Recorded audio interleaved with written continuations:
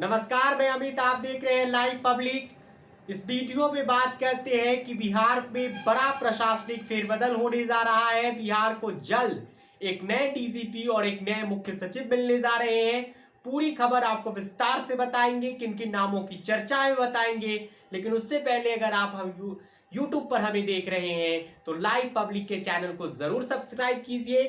Facebook पर देख रहे हैं तो हमारे पेज को जरूर फॉलो कीजिए। जो बिहार के मौजूदा डीजीपी हैं आरएस भट्टी, वे अब बन गए हैं सीआईएसएफ के डीजी। वे बिहार के पहले डीजीपी होंगे जिन्हें यह जिम्मेदारी मिली है।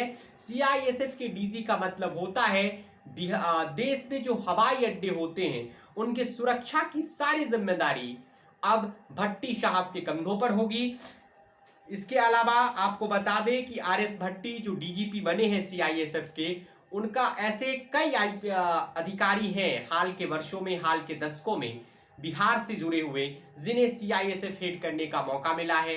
मसलन वे शीलवर्धन सिंह हो, मसलन वे नीना सिंह हो, शुकेश रंजन हो। और भट्टी साहब के बारे में ये कहा जाता है 1990 बैच के बहुत ही कड़क आईएएस ऑफिसर है, आईपीएस ऑफिसर है। और उनकी पहली पोस्टिंग मुजफ्फरपुर में हुई थी बतौर एएसपी। और उनके बारे में कहा जाता है कि एक जमाने में अपराधी उन्हें देखकर थर थर कांपा करते थे, अपराधियों के लिए काल बनकर आए थे आरएस भट्टी, और अपराध करने वालों पर लगाम भी लगाया था। लेकिन फिलहाल वो उन्हें दिल्ली प्रतिनियुक्ति पर चले गए हैं, तो नए डीजीपी की तलाश तेज हो गई है बिहार में।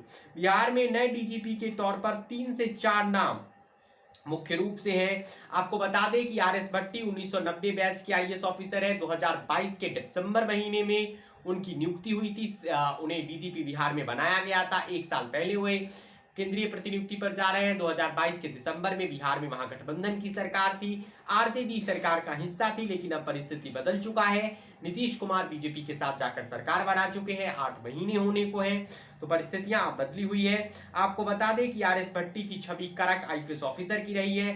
हालांकि बतौर डीजीपी वो कोई खास कमाल नहीं दिखा पाए। बिहार में अपराध इन दिनों बेहद चरम सीमा पर है, चाहे एक बड़े पॉलिटिशियन के पिता की हत्या होना हो या फिर प्रदेश के अलग अलग हिस्सों में जिस तरीके से अपराध की घटनाएं बढ़ रही हैं, वे नीतीश कुमार के लिए चिंता का विषय होना चाहिए, वे सरकार के लिए चिंता का विषय होना चाहिए। कोई खास कमाल इस पर नहीं दिखा पाए आरएस भट्टी। आपको बता दें कि आरएस भट्टी जो आईपीएस ऑफिसर थे वो पटना में सिटी एसपी रह चुके हैं। इसके अलावा सिवान, पूर्णिया जैसे जिलों में एसपी रहे हैं और कई बाहुबलियों पर उन्होंने शिकंजा कसा था। और इसमें पूर्व बाहुबली सांसद शहाबुद्दीन को दिल्ली से गिरफ्तार करने वाले भी आरएस भट्टी ही हैं। तो आरएस भट्टी के बाद कई नामों पर चर्चा है। इस नाम में सबसे ज्यादा जो चर्चा जिन नाम की है उनमें शोभा होटकर एक कड़क आईपीएस ऑफिसर है, जिन्हें हंटर वाली आईपीएस ऑफिसर के नाम से जाना जाता है।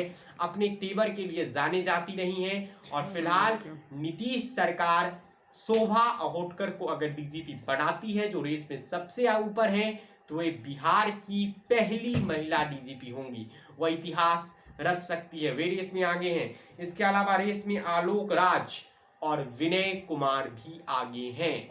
देखना दिलचस्प होगा इनमें से किसके नाम पर मुहर लगता है। और अब बात करते हैं बिहार के नए मुख्य सचिव पर।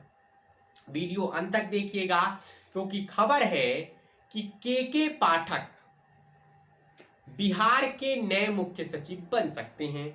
वैसे के पाठक के बारे में सबको पता है। जब वो शिक्षा विभाग के अपर मुख्य सचिव थे तो किस तरीके से उन्होंने शिक्षा विभाग को चलाया था। ये बात बिल्कुल सच है कि जो सरकारी स्कूल में शिक्षक वक्त पे नहीं पहुंचा करते थे, के पाठक के जमाने में के पाठक के प्रयासों के कारण वे स्कूल में शिक्षक पहुंचने लगे। जो बच्चे स्कूल में नहीं जाया करते थे और जाया करते थे तो केवल मिड डे मील के लिए जाया करते थे, स्कूल के चौखट पर उनके कदम ज्ञान अर्जन के लिए नहीं बल्कि भोजन के लिए होता था, वे बच्चे अब पढ़ने के लिए भी स्कूल जाने लगे। सरकारी स्कूलों में एक व्यवस्था का परिवर्तन हुआ। इसके सूचक के तौर पर जाने जाएंगे के पाठक। लेकिन शिक्षकों को तंग करना, शिक्षकों के प्रति जो उनका व्यवहार रहा, उसको लेकर वह कई बार सवालों में रहे। और ये बात बिल्कुल सच है कि शिक्षकों के प्रति कई बार वे थोड़ा रूडली व्यवहार करते थे, जो बिल्कुल ठीक नहीं है। थोड़ा उन्हें अपने व्यवहार में शालीनता लाना चाहिए था। खैर, वे तो अब भूमि सुधार विभाग के अपर मुख्य सचिव बन गए। फिलहाल उनके नामों की चर्चा है, हालांकि उनका रिटायरमेंट 2028 में होना है। इसके अलावा इस रेस में जो है कई नाम चल रहे हैं जिन्हें यह पद मिल सकता है। उनमें बिहार सरकार के शिक्षा विभाग के अपर मुख्य सचिव, सीएम नीतीश कुमार के प्रधान सचिव रह चुके कैबिनेट सचिव के सिद्धार्थ के नामों की चर्चा है कि उन्हें यह जिम्मेदारी मिल सकता है। इसके अलावा चैतन्य प्रसाद जो शहरी विकास विभाग के प्रधान सचिव हैं, उनके नामों की चर्चा है। इसके अलावा ग्रामीण कार्य विभाग के जो सचिव हैं अपर मुख्य सचिव दीपक कुमार सिंह, उनके नामों की चर्चा है।